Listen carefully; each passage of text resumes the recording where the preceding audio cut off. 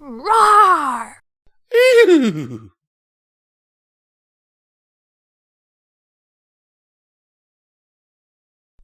Hello and welcome to Pony&Wolf Productions.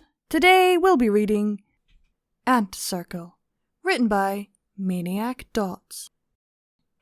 As always, these are our amazing Patreons. Link is in the description if you wish to join. And shall we get to it? A copious amount of hoofsteps were heard outside of his dingy lab. It was a marching sound of clopping and shuffling. That would explain the dust covering his windows, leaving a few scraps of rock and dirt on said windows. It was so hard to see outside that if some pony were to ask him what time it was, he'd have to reply, air pollution. Fortunately, he never planned to go out and into the dusty, busy town today. But what if this dust storm had cause for concern? Ponies can get sick or blinded from this. Truth be told, every pony may have gotten sick or blinded from this. Darkness was now an everlasting constant as it crept with the rising storm of brown and orange outside. This would have been fine for the doctor, since he always had the lab lit with many sparkling lights. If anything, this isn't that big of a deal. But as fate would have it, the light switch didn't work. Why, I'd be a quantum nano engine with 0 batteries if there wasn't any reserve power here, he said to himself as the power cord was located under his desk. A small plastic button was pressed with a squishy click, igniting the lab in a crimson red. There was a slow light flash on the sirens. If he could hear colour, it would be blaring cry. He wondered if the rest of town had a power outage, most likely due to the unnatural nature of this dust storm. A lot of questions started to bounce inside his head. Most, if not all of them, led back to this mysterious storm brewing outside his lab. Soon enough, the wave of scorching heat leaked through the ventilation. This convinced him to leave. The second he opened his door, the heat intensified. But this warmness didn't come from the sun, and it never did. It was something else.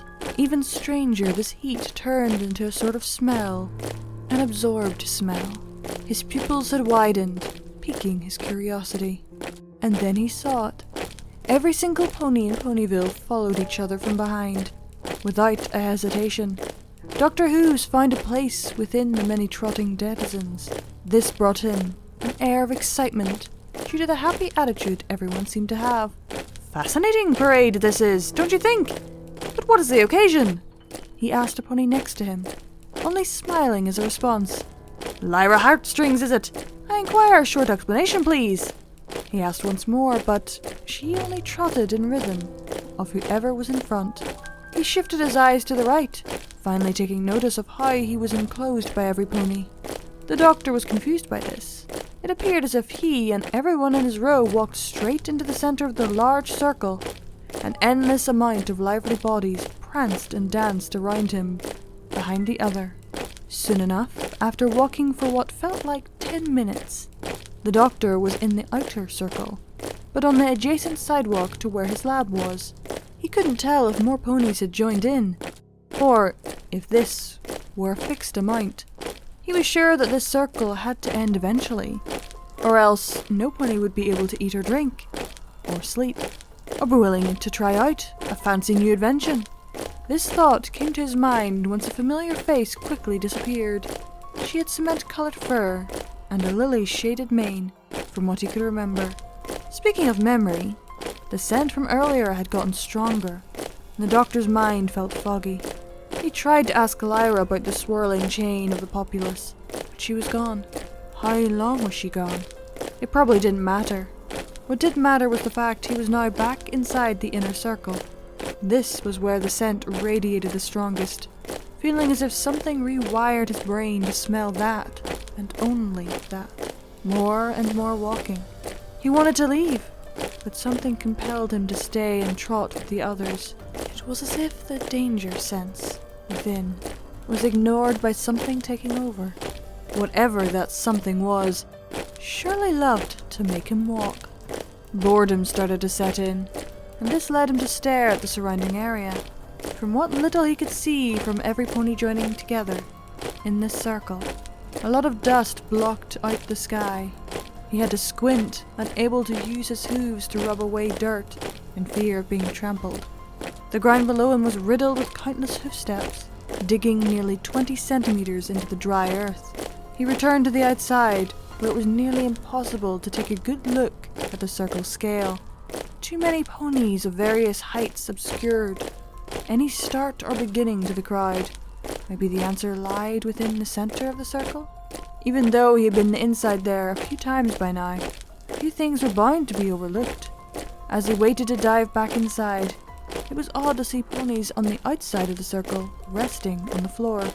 From what he could quickly see inside the center, a mare with pink hair and yellow fur also took a nap. She was covered in ants, as if they were a warm, fuzzy blanket. Before he could understand anything from this strange sight, Dr. Hooves found himself back outside the circle again. Round and round like a carousel he went.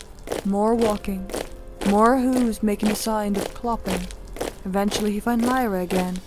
She looked as fatigued and gaunt as all the other ponies around him. He was confused as to why anyone would continue trotting in this repetitive circle, even though it will affect them negatively. In fact, he had many questions, but those questions would have to wait. There was more walking to do.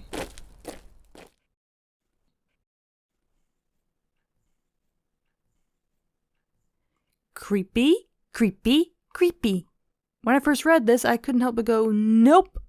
But then again, why not? That was Ant Circle, written by ManicDots. I hope you all enjoyed, and keep watching that moon. Bye!